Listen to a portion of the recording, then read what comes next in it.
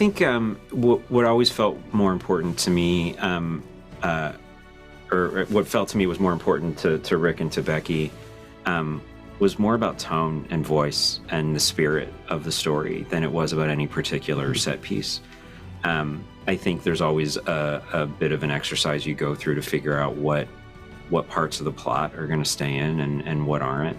But there really wasn't a lot of disagreement, I don't think, about it, nor was there really any sense that there was something we all desperately hoped would be in the show and we didn't have room for it. I think this format allowed for this story to play itself out. He kind of just wanted like a piece of ourselves to be in it too, you know? Mm-hmm. And I think that was really important. It kind of brings realism, you know what I mean? It kind of adds realism to our performances, you know?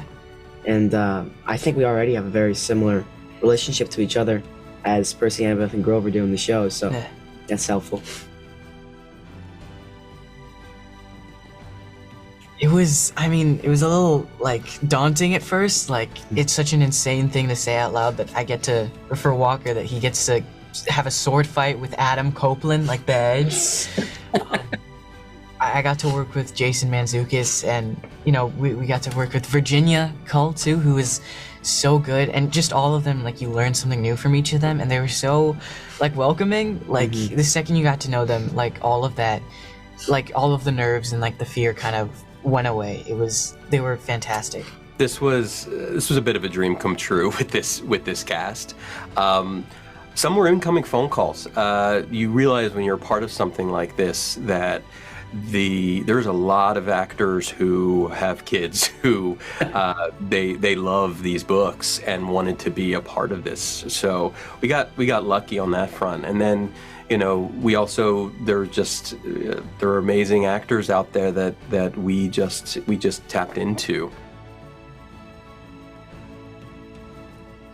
I think, I don't want to speak for all of us, but I absolutely will. I think we were all massive fans of anything Percy Jackson before we even got into it. I mean, Logan Lerman was such a good Percy Jackson. He's one of the coolest people ever, I think. Yeah. I'm like, it's insane that we get to follow up like that kind of adaptation and his imagining of the world. And I don't know, it just having the support from everyone, it puts a lot of good pressure on you, because like, you don't want to disappoint anybody else. Most of all, you don't want to disappoint yourself, you know, because we're such big fans of the show, so we want to put something out there that Walker has touched on this, but something that we would want to watch too. Definitely the locations for Camp Half-Blood. Yes. Like, and just even the finished product of it, like when we were filming there, it was already so much. Like, they had so much detail. But then when we saw it on the show, it was even more, and it's just crazy how so much can go even more and even more. And like, the creators and the artists for this, they're really, really talented.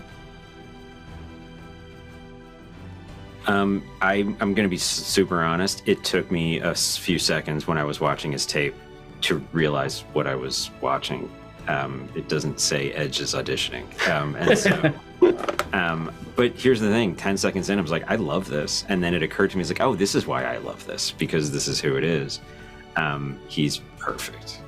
He was just so exactly what we were hoping that character was going to turn into in every way, and in ways that I don't think I even imagined.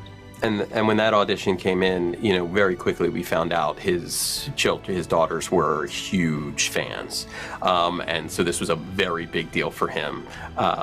He was so excited when he got the role, and it was, and he's one of the nicest human beings I have ever met. Like, he is awesome, and just his dynamic with the kids, it was hilarious.